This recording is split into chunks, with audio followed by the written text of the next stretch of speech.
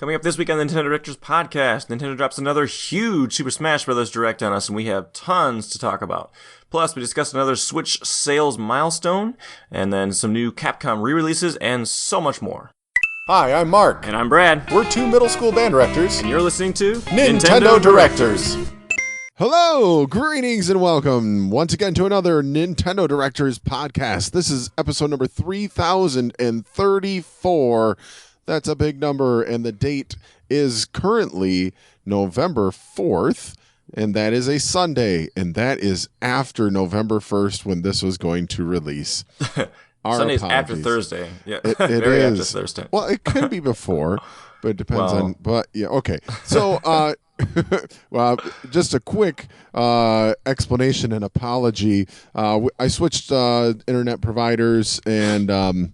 That messed things up. So here we are on a Sunday recording. But that worked out because there was that humongous, I don't know, it was some game. But there was a big update about it. Dusty Diamond update? Yes, Dusty Diamond worked its way in right off the bat. Man, wouldn't that be great if they included some characters from Dusty Diamond in that game, whatever that game is called. But... maybe they did. Who knows? We'll talk about that more later. But just a couple of reminders. If this is your first time listening, we are the Nintendo Directors. We are in charge of the company. We are not in charge of the company. We are two middle school band directors. We are an every other week podcast. And we like band, we like Nintendo, and we like you. All one of you, one of our moms. But no, we wave the other sticks. one refused. So yep. I think it was mine. It's just...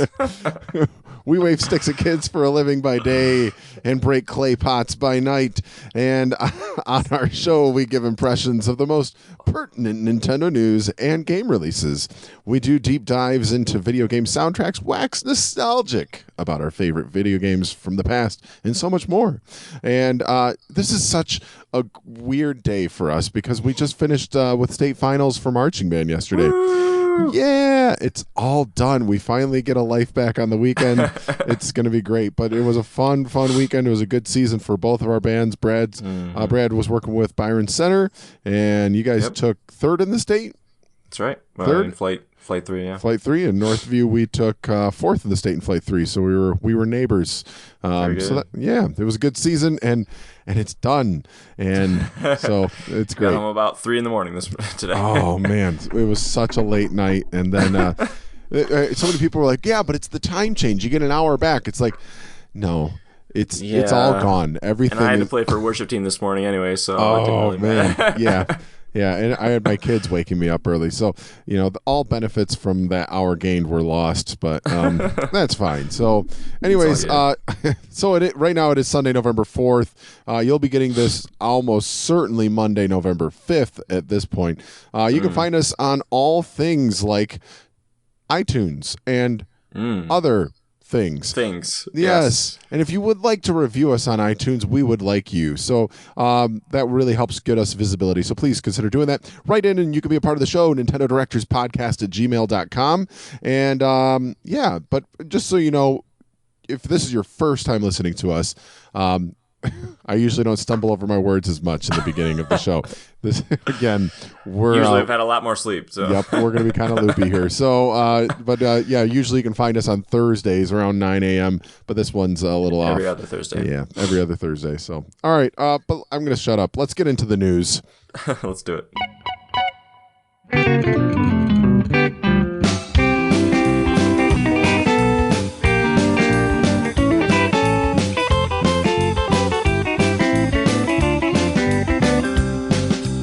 All right, the news. The news this week is brought to you by a lack of sleep. Oh man, sleep. All right. Sleep, yes. It's all good. That's what we're doing as soon as this episode's done, going straight to sleep. All right, the first news item up. There was that little game that they decided to do, one of those Nintendo Directs. Copyright. Yes. Please don't sue us, Nintendo. All right. That Smash Direct. Holy smokeronies. That was wow. 40 minutes. Yeah. I thought we'd get a quick announcement of here's some characters that, you know, we thought were leaked anyway, and then they kind of go back into their hole. But no, they're like, oh no, we got all the things for you. We have another E3 presentation and then some on this. Exactly. It's just like, man. And I would like to start off this segment by quoting Mr. Sakurai, the game lead developer on the game. He said at one point throughout the thing, quote, "I wonder if I'll ever get to take a break." No, you won't. Get back in there and work, as they poke him with a cattle prod. No sleep for you, Sakurai. I know. He did smile and wave at the end. I don't know if that was maybe there was like a rhythm to his waving or something. Yeah, I'm wondering if his waving was like rhythmic enough to be like Morse code. Send help. Call the police. I don't know. Oh man, let's talk about it at this point, right? yeah, that's true. Okay, all right. So the most important things that we learned of this were that, of course, first of all, and somewhat, unfortunately, the big quote leaks that people were talking about in the days prior to this direct, the potential for characters from Super Mario RPG and Banjo-Kazooie, and I'm blanking on the other ones. Dusty Diamond. That's right. Or Isaac from Golden Sun, and some of those turned out to be false, except for Ken from Street Fighter. Which was pretty sweet. Yeah, he comes in as an Echo Fighter for Ryu, which apparently, he's sort of the original Echo Fighter. Right. Yeah. They mentioned that in the direct about how he was Ryu's Echo Fighter in Street Fighter, which is kind of weird because I don't think there were any other Echo Fighters in Street Fighter 2, as far as I know. There were some that were similar, but not. I don't think a true Echo. Yeah. Yeah. Either way, so this is cool. Actually, of the two, I think I like Ken better. And it sounds like from his moveset and things that he's going to be more appealing to me as a fighter as well, because he's a little bit faster. I almost said tomahawk, but his roundhouse kick thing goes a little bit further, and then his up B smash kind of has fire to it. So for me, it seems like he's a little more powerful character. But who knows? I guess I don't know all the ins and outs exactly of it. I'm sure he's balanced somehow. Yeah. Well, in Street Fighter 2, that was similar. I thought I'm wrong, but I thought he moved a little faster. Yep, his game movement is almost to the T. Yeah. Yep. I think that Ryu hit a little bit harder than Ken, or like maybe his Shoryuken did or something. I can't remember. Yeah. But no, I was excited to see Ken in that. I kind of like a Marth to a Roy situation. Yep. Mm-hmm. I loved Street Fighter 2 so much, and I actually would love to see them just bring all the characters over. Like to have Chun-Li out there would be sweet, or Chun-Li. I don't know. I always said Chun-Li, but Zangief would be sweet, right? But yeah, no, that was a really cool announcement. They had a good in-depth showing for him. That was great. But, definitely. And then from the logical to the completely off the wall bizarre. Yeah. Incineroar. And all I thought was, I have no idea who this is, but I'm guessing it's a Pokemon. And it was a Pokemon. So sure enough, yeah. So Incineroar is very interesting. Again, I'm not a Pokemon person, so I had no idea about this. But the look of him is pretty neat. And he's like a wrestler, so he's like this very vain wrestler.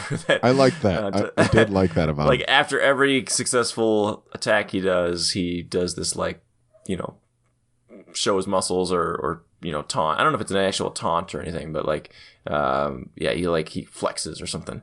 Yeah. And so, but you can of course cancel out of that at any time. It's just kind of a fun little personality thing that they brought to it. So that's cool. I never saw this character. I mean, I've never really heard of him before, but I had heard. This was actually one of the greatest cons, or not cons, but the rumored characters we were talking about a few minutes ago. One of the reasons that there were some people who in the camp of not believing that it was true was because there were other rumors that had been from longer ago of people who had seen this guy Incineroar being played, and that he was definitely in the game, and he was not one of the 5 included in the supposed leak from earlier this week. So, so that's that. I guess that turned out to be true. So, I'm looking it up right now. Incineroar, just to know how deep of a cut this is number 727 on the Pokedex. Woo. It seems so weird, but whatever. Okay, probably a personal favorite of Sakurai or something. Yeah. Yep. So those, and that was the end of the new fighters. That's like the entire roster. Or until was it wasn't. Yes, but yeah. There was one more character that apparently is not going to make the launch of the game, but is still coming, and that is Waluigi. Actually, Waluigi won't even make the game, but he definitely won't make the launch of the game either. But yes, go ahead. Right. Piranha Plant. Not looked Petey. Awesome. Yeah, not Petey, but just general run of the mill. Piranha Plant. And actually, I'm really excited by this. This looks really neat. It was like the perfect way to be like, okay, here's Walla. Nope, here's Piranha Plant. They might as well have said, like, here's Brick from Mario 1. Yeah, right? Oh, it was great. Man. That's awesome. Yep. Yeah, so he has some pretty interesting move sets, and the way he moves just looks really funny. It looks great. And it's really, really charming, really, really kind of fun. Yep. So obviously, it's weird how something can look so finished, but the level of polish that they go to for all these characters, I'm sure, is just insane. So right. For them to say that this won't be out for a couple of months after the game releases, when you see that footage and it looks so good, And you have to get the game soon in order to get Piranha Plant. It's a limited time character. You have to, within the next couple of months, you have to get it, I think, before January, I think. Which is pretty cool. Which is interesting, yeah. So I got my pre-order down. And actually, it's kind of funny because you actually download the game when you pre-order it. So it's like, it's sitting on my Switch desktop, really? right? Or I've never done that. That's interesting. Yeah, it's just like you try to open it and it's like, well, we'll check with the Mr. Internet will tell us whether or not you can play this yet. And then it's like, no. Oh. Man. I am going to pre-order it within the next week or two, so. Yeah. It's pretty sweet. All right, so those are the big new characters. Let's try to go through some more of these big features. Let's actually do, so there's Spirit Mode, which let's skip down there first, and then we'll come back to that, the letter D there. So Spirit Modes, this is the one that was, at the last Smash Direct, was kind of sort of grayed out, or at least they thought it was grayed out, so that nobody could know what it was. But of course, the internet super sleuths were not to be deterred, and so they were able to figure out that in both English and in Japanese that the mode said Spirits Mode, and so people were speculating a lot of what that meant. And so it's been, what the heck is this? And it turns out that basically it's a replacement for trophies, which honestly I'm a little bit sad about because I really, really like trophies. And I thought they were a really cool part of, it was one of the major things that I loved collecting trophies in the early games. But we'll talk more about that later in a minute. But anyway, what this is sort of almost like a mini RPG within Smash. Would you sort of agree? Yeah. And there was the paper, rock, scissors, element to how the attack. I can't remember, but they're Anyway, yeah. The The listeners might not know what we're talking about. Right. I should. Why don't you try and explain it better than me? Let's go back to the beginning. So spirits, of course, are just their. Well, what do you? I mean, I guess it's kind of hard to say without saying that. Everyone's obliterated. Okay, we'll talk more about why later. But everyone's obliterated, and there's one character who's left to go back in and try to rescue them. And then as you gain more character, or as you free these spirits from their I don't know, deceasedness, Yeah. whatever you want to call it. They join your character in your party, sort of. But they're not like actual characters that you play. They're more like stat boosts and different things that you can add to your arsenal. And so there's primary spirits, and then there's like subset spirits or something. And basically, you're building up a character that can do more and more. And there's some pretty deep systems. It looks like. But in order to unlock spirits, you have to do battles, and battles have certain conditions, special conditions that you have to meet. Sort of like challenges or event mode in the other games, which I'm guessing this is sort of a replacement for that. They might. I know they did say they have an actual challenge board, but in terms of event mode, this might be sort of the replacement for that. So again, weird obstacles or parameters for the game, and so the more you do, the more you unlock, which is cool. Hang on a second. You got dogs or? No, I actually have a roommate who has a very interesting laugh. So. Oh, okay. It's even better. Okay. Be sure and tell him I said that. Okay. That's awesome. Yeah. All right. Sorry about listeners. A little. That's fantastic. One of my roommates, he's a fun definitely guy. Not getting edited out of the episode. Just so you know. All right. Anyway, so what's your impression of this mode? Obviously, like I said, you level up your primary spirits, try to get them more, so help you further in harder battles and stuff. Is there anything else that I missed or that you were excited about? Or no, it seems like it could be a pretty robust little addition to the game. I am curious to see like how that plays into online play. Like, do you think it does? I don't. I'm that's why I'm asking. Like, if it's going to factor into online play, then that would be really awful. Yeah. Yeah, I don't think it does. It seems like a standalone single player type thing. That was everything I saw. So I'm really hoping that that's all it is. Because if that's all it is, that'd be really cool. So yeah, my only thought is that number one, I do wish we had trophies, but I'm willing to give this a shot, and I want to, because like I don't have a ton of. I mean, I have some friends who play Smash, but not like. They do, but we don't hang out very often. It's like it's some of my old roommates. We had like a standing like 8 o'clock thing for a long time. Like every night. All right, play 2-3 matches of Smash. Here we go. Yep. But we don't. I don't quite have that as much these days. So like I thrive in my Smash experience on event mode and challenges and unlocking things, and those trophies were a major part of that. I just loved reading about all of the. Seeing the 3D models and reading about all of the cool characters that I either knew or don't know. I learned about a lot of Nintendo history through the original Melee trophies and the subsequent ones. Right. So I'm kind of sad that that's gone. But like I said, I'm willing to give this a shot. My only thing is I know on the board there it shows, it's like this board that's populated with all these different challenges you do to earn spirits, these spirit battles, I guess you'd call them. I'm just hoping that it's like every one of those is handcrafted and not just somehow randomly generated. So it's in an infinite number of things, because that would immediately deter me from like, oh, I don't want to dive into this because I'm not really making any real progress. I'm just, or at least it doesn't feel like it that way anyway. So right. But that's how I kind of feel about that. It seems like a interesting idea, and we'll see how it goes. Yeah.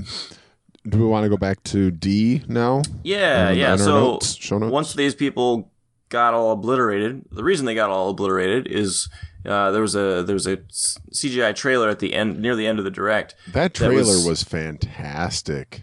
Every trailer that Smash makes is fantastic. To me, this was the one where I'm like, I would buy it if this was just if this was all the game was okay. Like, I would buy the game. It looked that good. Wow. Yeah. So basically, this trailer is pretty epic. It's like every Smash character lining up on the edge of a cliff, And then they're like, all right, here we're gonna go take him down. And there's this huge army of master hands coming after them, along with this big like weird looking light. I don't even know what you call it. Sky whale. I just evil tapestry. Yeah, whatever you want. Anyway, they're all coming at it, and it's just like the Smash fighters. Their dedication and their faces are so set. They're like, we're gonna do this, and then they just get smoked. They just completely smoked. Every single all of them except for my favorite one. Everybody's favorite puffball. Yes, Kirby. Yeah. So I initially, when I first saw this trailer, I took it wrong. I thought that Kirby was the one who was like leading the charge of the Master Hands. Like somehow he'd gone rogue and it was going after everyone. But that's not the case. He's actually just escaping. So it looks like the story mode, which is called World of Light, which, side note, apparently is the name of the theme song as well, because that was kind of a fun moment in the trailer where all of a sudden the Smash theme song came on and there's lyrics to it. Which is cool. I liked it. But yeah, that's awesome. But yeah, so now it looks like in this mode, there's like a map you'll travel as Kirby, and then eventually other characters. Go ahead. Yeah, that map looked so good. It looked so good. I've said it. I'll say it again and again. I'm a sucker for a good map. That's why I loved Cat Quest. And this map looked so good. I'm like I said, seeing that trailer and then getting into seeing the overworld map for this, I was like, I would buy it if this was the game. If this was all the game was, there would be a lot of Smash fans that'd be mad. I would buy it and be thrilled. But I feel like it might be a bonus for me to just have regular Smash along with this. So yeah, that's another top 5 for us. Top 5 maps in games or Nintendo games. Oh, totally. Yeah, we'll have to do that one of these. So. Nice. So yeah, it looks like you're trying to bring everyone back, basically. Yeah. And I guess the only thing I'm still unclear about is how this, or if it does at all, relate to spirits, other than, that everyone's dead, or if they're the same. I almost thought at one point that they were the same thing, but I don't think that's quite the case, right? Yeah, I'm not sure. That's a good point. I'm not sure. Well, you heard it here first, folks. You heard it here first. We're not sure. We're not sure. You didn't hear that we weren't sure anywhere else first. You heard it here first. That's right. Tune in next week. Tune in next time Find for out more less. uncertainty from the Nintendo directors. It's a podcast about uncertainty. Yes. Oh my word. All right. Good grief. All right. Well, let's move on, shall we? Yeah. There's so much with this. So. Oh, and I just lost Brad, and he just lost me. One of us is talking. He might be talking. I'm calling him back right now. We might both be talking over each other at the same time. I'm going to call him again.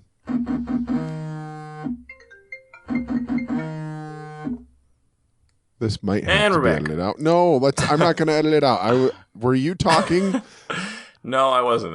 Good. I'm not going to edit it out then, because it makes it even better. Because I was like, he might be talking.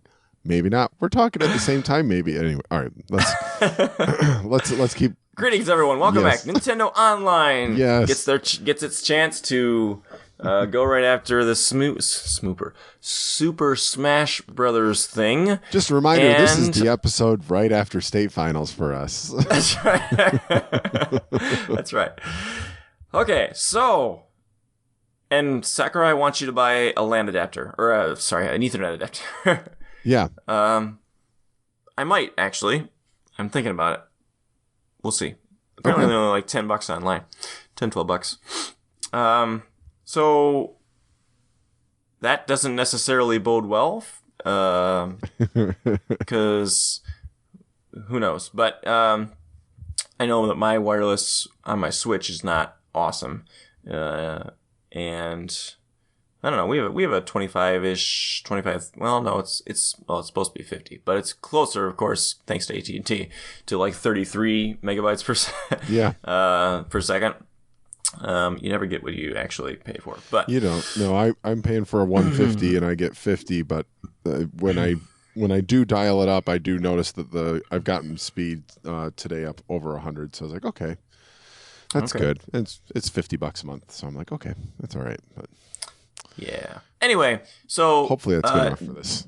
It sounds like what did you think of the idea of so Sakurai talked about they're not splitting up into for fun or for glory anymore, and they're instead of going with like they'll match you up by preferred rules or by your global smash power, or I think there was one other category, but I can't remember what it was. I like the global smash power. I like the preferred rules matching. For me, it's a toss up. I guess it's 6 of one, half dozen of the other. It's I did for glory rarely because I'm like I'm gonna get destroyed, but right. It was fun to go into matches every once in a while where it's like, okay, I'm going to bring it. I'm going to get into like a big match and I'm going to be Kirby and just stay on the outskirts and hope to survive a little bit. But yeah. So even when I felt like I wanted to bring it, I was running scared. So right. No, I'm okay with that change. I mean, that's not a deal breaker in any way. So yeah, that's good. I guess there was, wasn't a ton to say about the online other than that it's going to be there. Or I guess there was the one kind of thing you can, and I'm interested to see how this actually works out, but apparently you can play other modes while you're matchmaking, which also seems to concern me just a little bit, because I'm like, how exactly long are you planning to be matchmaking us? Like, yeah, true. Is it going to be more than 30 seconds or something? Like, man. Go beat. But I mean, I guess single player while we're matchmaking for you. Yeah. Yeah. I guess you always had the option to mess with the sandbag, which got kind of boring. Yeah. So I guess if there's an option to at least play a 30-second match with your buddy. Yeah, I'm okay with that. Yep. Yeah. Cool. All right. If you're super, super good in Super, Super Smash, you can be a super, super elite. You can play a super, super state finals. Thank you. Elite battles. So if you have a really high global ranking score, you just kept getting more and more descriptive. That's how I roll. I have two degrees. Yes. So for your super, super high-ranking global Smash Super players, you can super play elite battles, and that's a thing. It sounds super. Yeah, that will never be me. So I do like that you can watch other players. So I'll be, watching other players with spectator mode. Yeah. That. So, and I would love if you can spectate elite battles. That would be cool. Sure. Like specifically choose to spectate those. Yeah. So that'd be nice. Yeah. I wonder if they still have the betting mode. You can bet your gold or whatever. Oh, that's right. I'd forgotten about that mode. Yeah. Cool. Yeah. So the next one, there was on our show notes here. There's Smash Tag, bragging rights from each player that you defeat, which is, Yeah, they're little dog tags, and it's kind of nice. I guess you can accumulate. Every player that you defeat, you can, if you defeat them 10 times, you get 10 of their tags, I guess. What I really hope is that there's bragging rights that you can then tag on the person you beat. And so you get, just loaded with all of this trash talk every time, you go into that mode. It's like, oh, Right. I lost to you every times. single time. I'm never winning.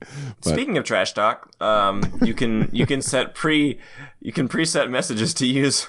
Of course, not during the game, but in the lobby area after that. Kind of like we had on Mario Kart 8, and I said, "Where's the?" I use tilt controls. I know option. that would be fantastic if that was in there.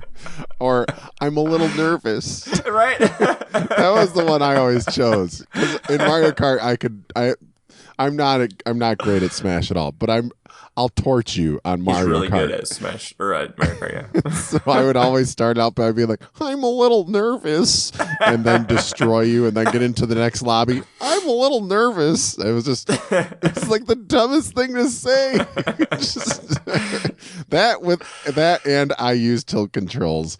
It's so good. Yeah, they better have I use tilt controls in there. So many people would be spamming that. The legacy, man. The legacy. I use tilt controls. Just love those. Oh, that's great. Oh, gosh. All right, so kind of rounding out a bunch of this stuff here. We don't need to spend too much more time on this. Yeah. So you spectator mode is back. We talked about that. Let's see. This is kind of fun. You can actually play as a team together online, so that you can be not get randomly separated onto wrong teams. Right. I didn't really have a whole lot of multiplayer like local. Could you even play 2 players online on the Wii U version? Like if I had a buddy in my house there and let's go online, let's play some Smash. I don't know. I think you could, but I'm not. I never tried it, but probably. But this sounds like it's something you can connect with a friend online and then be like, hey, we always want to be on the same team. Right. Or something. Which is great. 2v2. Yeah, that's awesome. That is cool. Let's see. You can connect. It connects with the Switch Online app, of course, and playing online with your friends. Which I've never used. Maybe I'll start using it with this game. Yeah, maybe I'll give it a shot too. There's assist trophies. They started with the creepiest one ever, which is the Fatal Frame Girls. I don't know why that's in the game, but it's there. Yeah, you got Isaac, who was theorized to be a full-on character. He's not. He's an assist trophy. Isaac from Golden Sun, of course. You got Black Knight from Fire Emblem. You got Thwomp, which I'm a fan of that. I like Thwomp from Mario. Springman from ARMS comes. That's pretty cool. Dr. Wily. Fly Swatter. I wrote Fly Swagger. Swagger too, whatever. Yeah, I wrote this all very quickly. Tiki from Fire Emblem as well. Vince Painter that's the Art Academy series, I think. Guile from Street Fighter, which is sweet. Yeah. And then Akira from Virtually Fighter.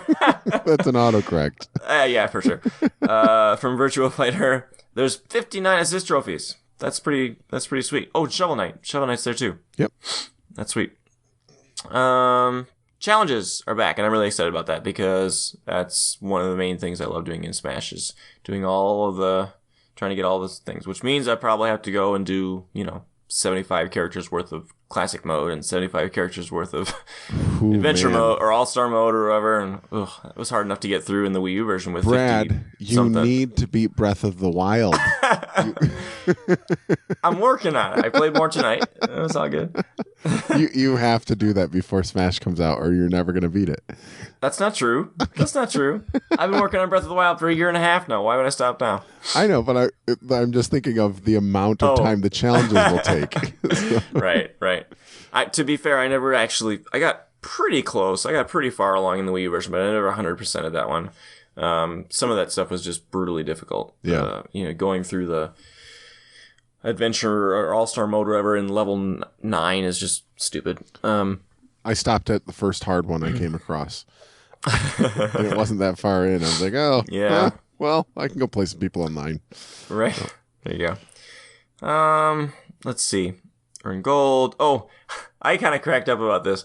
They showed a bunch of the, the different menus and things you could go through. And I'm sitting there and I'm thinking, for what other game would any game creator, whatsoever, make a Nintendo-style Direct announcement and show you the options menu, show you how to open the options menu, what is in the options, and what things you can do. Yep. I love Super Smash Brothers because we can show you the options menu. And people care. I care. Yeah. There's things in there that I'm like, yeah, I want to see that. Yeah. That's awesome. And let's not forget MIDI fighters are back. Yeah, I saw that. I was like, ooh, I'm excited about that. MIDI fighters? MIDI fighters. They sound wonderful. They No. can. No, In skilled hands. No, this is Me Fighters are back. Me fighters, yes. Which I liked the Toy Con one. That was kind of cool when you got into some Labo. That looked pretty sweet, but Me fighters in general I didn't like, but there's some cool costumes. They were interesting. It was fun to dabble in, but I never took that online. So right, for sure. Yeah. And then there's DLC coming. Man, if there weren't enough characters and stuff for you, there's all the DLC still coming, and you can order the Fighters Pack now, or get the Ultimate Edition or the Super Edition or whatever you want to call it for when you pre-order and get all of them when they come out. Apparently they haven't really worked on them at all yet. And so once the game releases, then they'll start working on them. But there's going to be 5 new characters. In each will bring a stage and then a couple of music tracks to go with them. So, and this is in addition, of course, to the Piranha Plant character that we talked about earlier. So yeah, that's cool. There's DLC coming. I'll get it. I think I already got the Fighter Pack pre-order, so we should be good. And that was the end of the Switch Direct. Or the Smash Direct. So, good stuff. Yeah, really good stuff. Any other last thoughts about that? Things you're excited about? No, I think we covered it. I'm excited. Super Smash Brothers. Yeah. I'm excited. Yep, it's all good. Definitely. Way more excited than we sound right now. Right. The fatigue is very real for us. So, right. For real. Let's move on to news item number 2. 36 minutes into the show. News item number 2. Go ahead. Yeah. So, the Switch has now outsold the GameCube, which I saw that earlier this week as well, and they've sold 22.86 million units, which is pretty incredible. That it's been out for a year and a half. Yep. And it's outsold the GameCube. And the next up in its sights is the N64 at 32.93 million. At this rate, and with Smash coming out, I would fully anticipate that they pass the N64 by next holiday season, maybe before. Sure. Yeah. They're killing it. Yeah. They're doing great. Yeah, this holiday season I think is going to be big for Nintendo. They've got all of their major players out besides Metroid. Yep. And even then, Metroid isn't a huge system seller. I wouldn't say it's a fantastic series, but yeah. And they'll have Pokemon out. Gosh, in 2 weeks. Oh, that's right. Jeez. And they're both $60. Both those games. Right. Like, well. And I'm sure they're going to be bundling that one too. There's already a Smash bundle that's coming. Yeah. And I'm sure there's going to be a Pokemon bundle as well because those sell like crazy. Yes, they do. So yeah, more good news for Switch owner for the Nintendo Switch in general, I guess. Do we want to do the number 3? Let's just do it really quick. Yeah. So I'm not interested. Yeah, because I like Labo, I think it is. We should just talk about it really quick. But Nintendo revealed the news on its website that they plan to bring Labo to classrooms during the 2018-2019 school year, and it's being designed with student ages 8 to 11 in mind, which it's a focus on STEAM learning. The Institute of Play was chosen as a partner, and it's a nonprofit organization that is committed to transforming education through play-based learning experiences. So that's just, I think that's cool. I think that's a no-brainer. That's not only is that advertising for Nintendo in a sneaky way, but it's also like being hands-on with Labo in our house. That's perfect for kids to get involved with. I think that's great. So. Yeah, I have heard the one criticism is that it's only, I mean, granted they're giving them to them, so it's free, but it's also only going to 100 schools. Yeah. So in terms of trying to get data or use it as a model for other things, it's not necessarily the best study, but again, it's free, so I guess they'll take it. Yep. Gosh, this next one's awesome. Story number 4 is pretty brilliant. The Wii version of Mario Kart Wii, this last fiscal quarter, according to the report that came out a few weeks ago, has sold another 40,000 copies. That game came out in 08, was it? Maybe 07? Maybe even somewhere around there. Yeah. And yet it sold another 40,000 copies. Last quarter, which is sells. That was the best-selling game. It is the best-selling game in the Wii, I think, besides Wii Sports. Yeah. Or Wii Play, maybe. But yeah, like the first, the legitimate standalone game, the biggest selling game on that system. And it continues. It's insane. Nuts. That's insane. But, I still go to people's houses and they still have their Wiis just sitting there. Yep. Granted, they're not using them a whole lot, but... my guess is this has to be so many people who like gave their Wii to their 5-year-old nephew, because they didn't have a system, and they're like, hey, what games can? Because of course the person who gave it to them only had Wii Sports, and so or the Wii Balance Board and the Wii Fit, and so then. That kid's mom was like, "Oh well, let's at least get you, a legit game for this." And so they go to the store. Can't be played online anymore. Right, that's true. But hey, kind of sad. But it's there's still plenty to do there. For sure. Oh yeah, definitely. Yep. Plenty to do. Yep. So that's we just threw that in. The total sales of that now are at 37.14 million, almost as many as N64s. Sold. Yeah. Wait, or was it more? 30. More. Yeah, the N64 was at 32.393. Man, that's so insane. Yeah, that's awesome. And one final news story for this week: Capcom announced a couple of new games coming, and by new we mean not new. Lots of old games are coming to the Switch in 2019. The original Resident Evil, I'm assuming that's the remake. The Resident Evil 0. And Resident Evil 4, they're all coming. I sense a theme. Yes. I sense a theme there. Yeah. Yes. See if we can figure it out. Our listeners are sharp. They'll figure it out. I'm gonna just drop it right now. There's gonna be a new Resident Evil game coming out, not on the Switch. You think not on the Switch? No, I think the Switch will get it. Okay. Yeah. Yeah, you're probably right. That, or they're maybe prepping to do the Resident Evil 7 streaming thing here in the United States, possibly. Yeah, because you can play that game in Japan now. That's streaming. Right. Yeah, totally. Who knows? Or they're cooking up another Resident Evil. I guess it's been some time now since Resident Evil 7 came out. Was that last January? Last year, January? I think so. Man, I don't remember exactly. Huh. Not a good day to ask me. Yeah, questions. I do remember that the original version of Resident Evil 4 came out in January, and that for a lot of people was their like game of the year, and it came out in that super early month. But it was that was when it was a GameCube exclusive, and it didn't come out until for PS2 or Xbox until much later. In fact, I don't know if it ever came to Xbox. Yeah. But I digress. Okay. That, my friends, is the news. That's a lot of news. A lot of Smash news and some other news. So Right. Very good. Sweet. So let's move on now to what? Top 5? Yeah, let's do our top 5. Let's do that.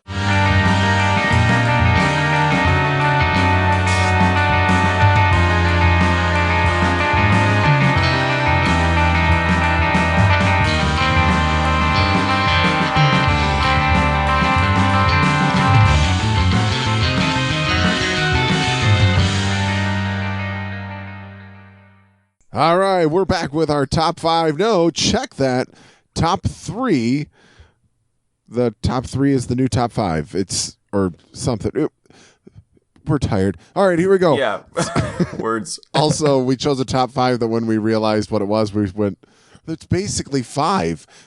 So right. It's a little bit more than 5, but I think there are 8 games that fall in this category. But we're doing the top 5.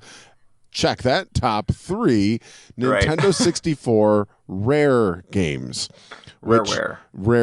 Right. You don't want to do a Google search for list of Rare N64 Rare games, because then I got like 20. I was like, oh, there was 20? I had no idea. Man. I was like, oh, wait. Those are games that are rare on the N64. Anyways. Right. Okay. Blah, blah, blah. Let's get into this. So we chose a top 3 games made by Rare. And why don't I'll start really quick. My honorable mention, Killer Instinct Gold, because that was I actually played that just a little bit. I played a lot of Killer Instinct on the Super Nintendo. Really loved that game. Killer Instinct Gold was more like the arcade. I think it was pretty close to the arcade, but it was fine. It was good. It wasn't. I actually still prefer the Super Nintendo version, but yeah, I had some fun with Killer Instinct Gold, and I'm gonna include an obligatory Conker's Bad Fur Day reference here, just because a lot of people still speak reverentially about it. I guess it's if you don't know what that is, it's just a highly inappropriate game, and I don't know much about it other than it got an M rating on the N64, which is kind of incredible. And I've only seen one video of it where you fight a big pile of poop, and that's what I know about the game. That's all I know. So I'm just including I've never played it either. Yeah, it's not an honorable mention really, other than I'm just mentioning it as being a game that's important for some people. But it's worth a lot. Sure. If you have it, it sells for a lot of money. So this is true. The cart. Yeah, the cartridge. Yep. So Cart and box and stuff. Yep. Yeah. Okay. My honorable mentions are probably going to be contentious with some of you, but that's okay because this is my list. Deal with it. My first honorable mention is Perfect Dark. Wrong. That's what I thought. Perfect Dark is cool. I never actually played it to completion. I did play maybe a half of it or so. I forget why I stopped playing. I don't even remember where I played it actually. I have it on Xbox Game Pass, I think. No, not that. I need to get it's Perfect Dark Zero I have on Game Pass. I'll go back to it at some point, maybe, but it's for me. It was basically GoldenEye, but it didn't have any of the nostalgic factor of GoldenEye. Well, it didn't have any of the licensed stuff that I could relate to, and the story didn't really grab me at all. So, but I recognize that the mechanics are the shooting mechanics and some of the other the cool guns and stuff were definitely an advancement over what GoldenEye did. So I have to at least acknowledge that. But it just wasn't for me. And then my second one is Banjo-Kazooie because, we'll get to that why in a minute. But Banjo-Kazooie is a solid start for that series for sure. I did also include, Mark didn't have this, but I did also include one dishonorable mention, and that would be Donkey Kong 64. I will admit when I first played this game, I rented it from the store, on the N64 way back when, and I actually played it quite a bit. I got really far in the game. I think I got to the last world, and I was stopped because I had to rent it multiple times, of course, because that's what you did back then. And so I did, but then you get to this one spot and there's a retro game. It's it's the original Donkey Kong, isn't it? There's two parts. You have to do one where you're like this jetpack guy and you have to complete that game, but you also have to complete the original Donkey Kong game. And I tried it, and I couldn't get through the third or fourth level over and over again, and I finally just gave up. And you have to finish that game in order to actually beat Donkey Kong 64. So that made me really stink on it. But after I'd first played it, I actually had a decent bit of nostalgia for it, and so when I finally found out that it was being released on the Wii U, I think it was either the Wii or the Wii U, I was very excited about it.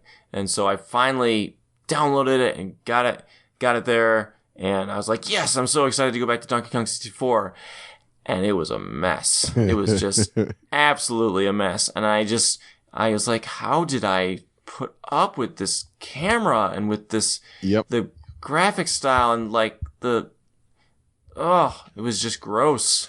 Just I find almost unplayable. I find a lot of N64 games that way. Really? Yeah. Yeah.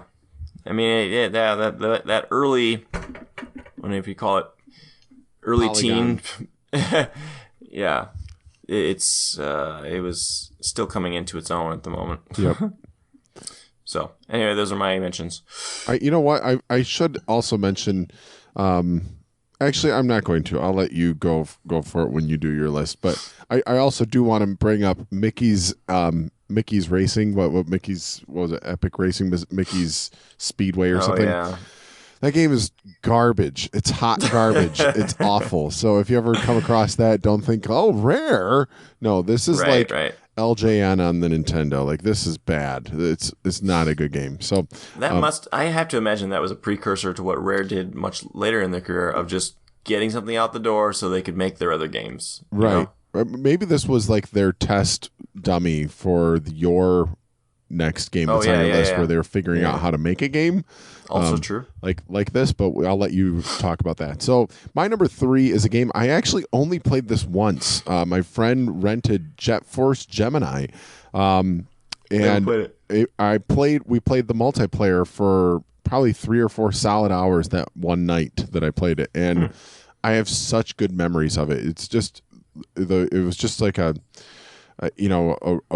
run straight, blast everything you see kind of affair, and like it just felt good. And again, maybe it wouldn't now, I don't know, but maybe it wouldn't play so well now, but had a lot of fun playing that, like kind of a slightly futuristic third person shooter, and it was fun, a lot of fun. It looked really slick for the time too. Never played the single player. Keywords there. Yes, yeah, for the time. So, and you know what? I'm actually, right now, I'm just bringing up, looking at some of the in-game graphics. It looks better than a lot of games from that era did. I don't know. There's some good lighting effects going on. Yeah, I think it holds up better than a lot of other ones. So, anyways, that's my number 3. It's not something I played a ton, but I have a really, really good memory of one night playing that. So, nice. So my number 3 is what we were alluding to earlier, that maybe the Mickey Speedway game was a precursor for Diddy Kong Racing, which was good. Very good. Yep. Very solid. I actually was surprised how much I got into this game.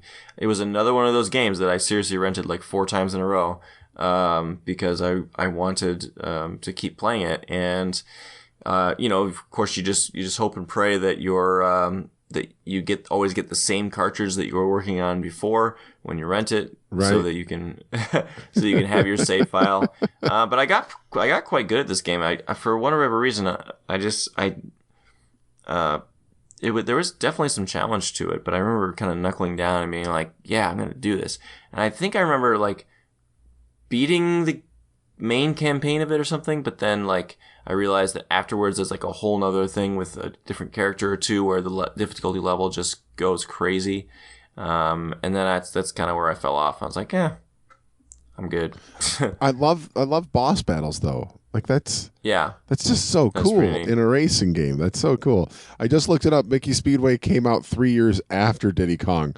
I think that the developers' kids got their hands on the kit for like how to make a game or something. That Mickey's it's a bad shadow of Diddy Kong. That's too bad. But Diddy Kong was great. Just the sort of the different play on the Mario Kart formula. They still had balloons and things you would collect, but the power-ups were different types of things, and just a different kind of model. Yeah. It was nice. Yeah, I do you feel like the what is it? Sonic Racing, what's that called? Yeah, Team Racers. Something like that. I never played it. I wonder if that like borrowed. That seemed to borrow a lot of that, the ideas of flying and everything from Diddy Kong. So, right, and the later Mario Karts even. Yeah, Mario Kart 7 with the flying and the underwater and all those things. Yeah, that's cool. All right, on to number 2. My number 2 is GoldenEye, which man. Ooh. I like that game. Yeah, what a good game, and just so many hours trying to get some of those cheats unlocked. Absolutely. My goodness, I remember the whatever the final one was in was it the complex, the facility? Was it for the invincibility? Oh, I can't even remember. The invincibility was definitely the facility in 2 minutes and 5 seconds. the infinite ammo. No, the invisibility was the archives in like 1 minute something. Yeah. Oh my goodness. That one, I forgot about that. That was hard. That was just run. Yep. Yep. So hard. Absolutely. Oh man. Really difficult. I've talked about it, I believe, before on a previous episode, and one of my favorite magazine to read is called Retro Gamer. If you ever come across it, it's fantastic. And they did a huge in-depth feature article on GoldenEye and interviewed the developers and the multiplayer, which is what so many people fondly remember the game for, was developed in like a 2-week span of time or something like that. It was just like what? It was a really quick add-on that they were basically at the end of development, and they kind of realized this could be a lot of fun, so they tried to like throw it into the game, and they got it out. In hindsight, you can see like, oh yeah, this does not have, it's missing some polish, especially right. like the. Yeah, you just spawn in Frame like rate. yeah, and you spawn in a very like there's a recipe, like a formula. It's like, okay, the last time someone died, they spawned there. They're going to spawn at this next spot. Sure. So there were spawn location campers, and you didn't start with a gun. You just would appear, and then people were shooting at you. You're like, I have nothing. I'm dead. Oh, and they're at my next spawn point. I'm dead again. So nice. So anyways, it did have a couple faults with that, but otherwise, GoldenEye, man, so many nights spent playing that, late high school, early college. Good so movie many too. Nights. Yeah, totally. And man, one of the best Bond movies. Yeah, and a movie tie-in game that didn't suck. Like, it was a really good game, really good, and extremely faithful to the material. Yeah, like in terms of the visual look and. Yep. I love that game. I love the single player. I love the multiplayer. Great game. So awesome. That's my number 2. Good. My number 2 is Banjo-Tooie. That's right. It is superior in every way to Banjo-Kazooie, and you can't prove me wrong. Because I don't know. I just frame rate issues aside, because that's the N64. Let's be honest. But there's just a lot. There's so much going for this game. It's so in depth. It's so. I mean, there's just so much. If you want a collectathon like this is a collectathon, but not to the overindulgent and just silly levels that Donkey Kong 64 took it. This had great pacing, great characters, great good collection mechanics, and one of my favorite things about Banjo-Tooie was actually the music.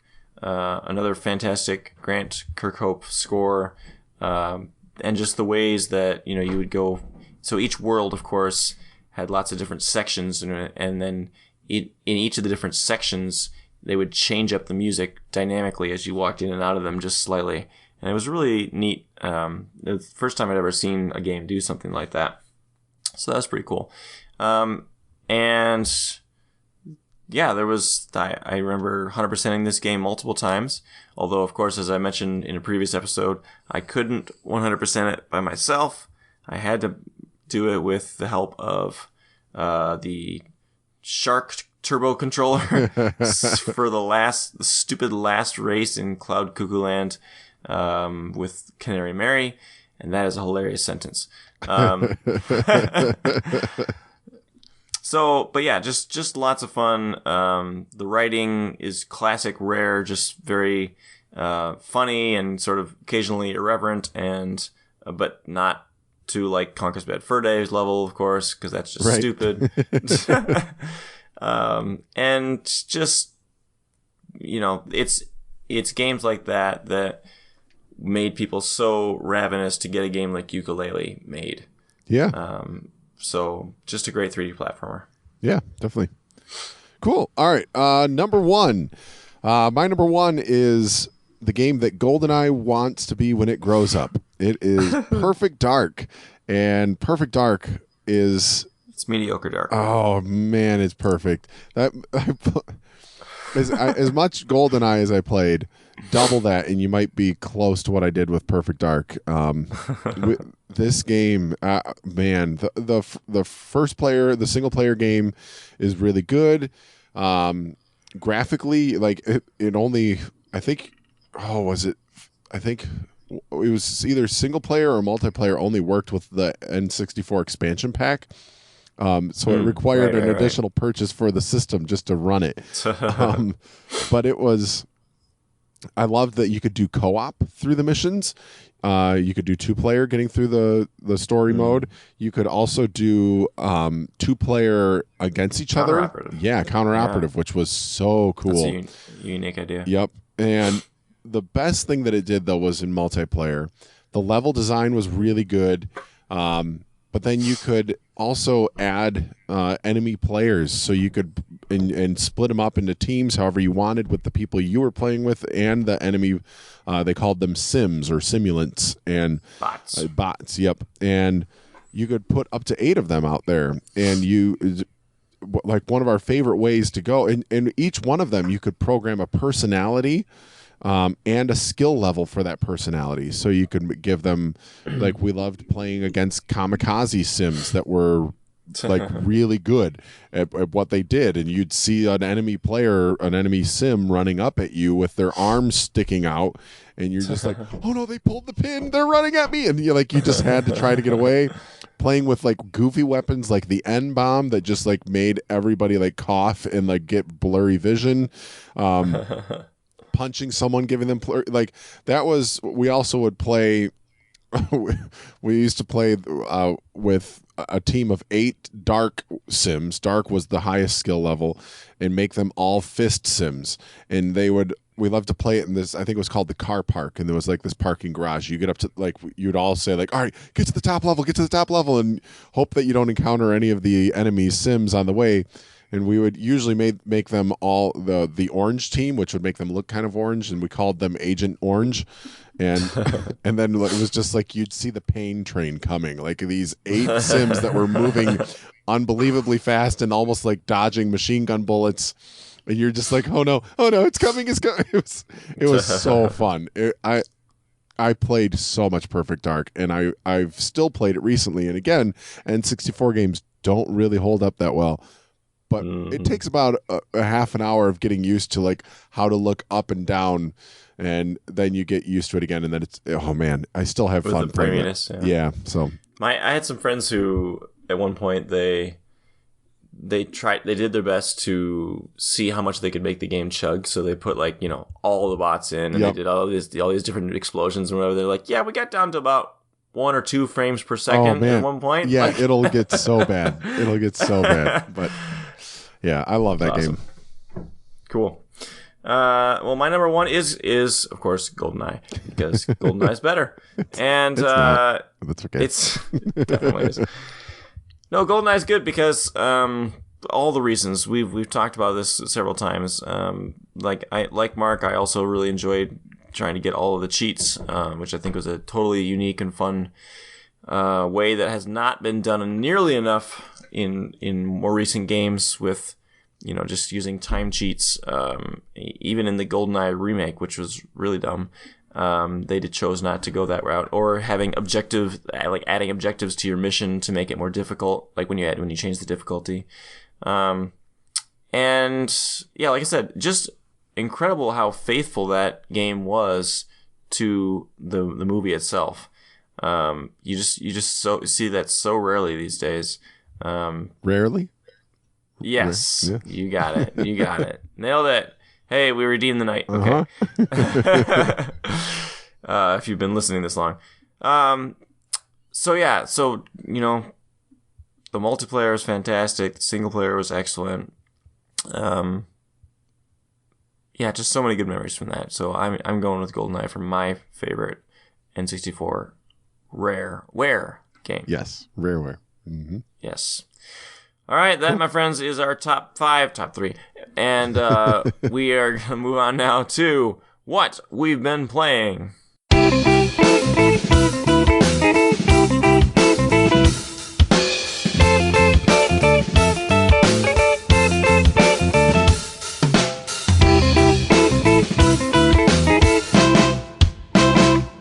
All right, we're back with what we've been playing. I'll take the lead on this.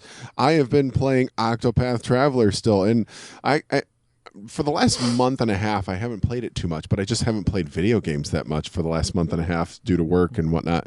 But I played a good hour and a half on the bus yesterday, the bus ride. I played a good 2 hours probably today, and it just felt good to play that game again.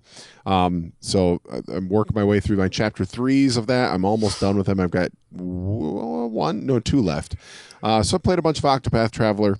And then I played some Mario Kart yesterday. Destroyed my students, was not close. So played that on the bus ride. That was good. Switch Mario Kart, right? Yes, Switch Mario Kart. Yep. Okay. So, and then I've also I played a little bit of Fortnite with their Halloween update, which added in like zombie spawn points, and so there were like these monsters and whatnot, like ambling towards you as you're trying to outlast everyone else. It was really fun. I thought that was a really cool addition. I actually would hope that they make that an option for future gameplay, because that was like, it made the game feel new to me, and I liked that about it. So awesome. I lost big time. I didn't come close to beat. I think I made it into the top 12. I was like, okay. That's good. But I played it for like an hour one night and got probably 3 games in. So it was fun. So that's what I've been playing. Sweet. For me, I've been playing Breath of the Wild. All right. And other things, but I've been playing Breath of the Wild. I had a couple more fun little instances happen. I was trying to blow up some rocks for like gems or something. So I took out my bomb arrows and failed to realize that I was in the volcano region. Yes. And therefore, as soon as the arrow came out of my pockets, I guess, it exploded right out. Yes, just totally exploded. I learned that the hard way too. I don't know why it doesn't explode while it's in my pockets, but whatever. Yeah. Either way, there's lots of things that I don't understand about how Link carries things. But either way, but yeah, that was kind of a fun little. Oh yeah, I forgot. I'm in 200-degree weather here. It's gonna explode. So that was kind of interesting. And then I had one kind of fun thing where there were some fire bats near me, and so I just kind of said, I wonder if I can have a little fun here. So I put a bundle of wood down, and I had the fire bats follow me for a little bit, and sure enough, then they swooped down. Oh, nice. They lit the fire, and I was like, oh, that was kind of fun. So that's cool. I mean, makes sense, I guess. I've also been playing Mark of the Ninja, which I talked about last week a little bit. Continue to play more of that. Wish I get a little ADD when I play that game. I seem to only play it for like 15, 20 minutes at a time, which is fine because it's designed for something like that. And it's a really, really good game. There's just a lot of other things that I'm playing right now. So definitely, if you haven't, I did highly recommend that game. It's the mechanics are super solid. Stealth game, 2D platformer type thing. Quantum Break, I was playing that the last episode. That's the Xbox One exclusive game. Or I think it's on PC now too. But yeah, that's the time travel one. Super fun. I finished it up. It's relatively short, maybe 11, 12 hours. And so yeah, that was really a fun story to play through. Last boss is kind of like the difficulty curve goes up quite a bit, but it wasn't quite as bad as I heard other people making it out to be. It's like just 2 waves of guys that come after you. So that was good. And then actually the game that I've been playing probably the most over the last 2 weeks has been Hitman. I've been back into Hitman. I discovered, I went back to the levels that I hadn't really played a ton, and I just started playing it again. And there's something about that game where you really have to play each level 2 or 3 times, go through all the assassination and stuff. Play it 2 or 3 times to really get a feel for the, where everything is in the level and what the best costumes to use are and all that. But once you kind of do that, or even in the process of getting that, it becomes so addicting because you're seeing all these challenges that the developers have laid out for you, creative ways to